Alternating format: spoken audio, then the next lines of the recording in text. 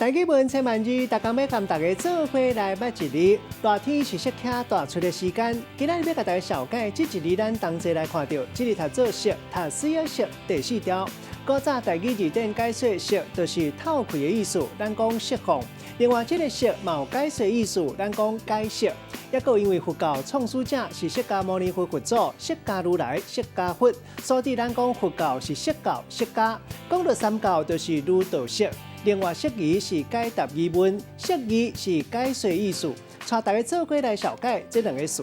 头一个读做假释，这是法律上的名词，意思就是受刑人刑期也未关满，因为知影悔改，表现真好，符合法律规定，就当提早甲伊放出来。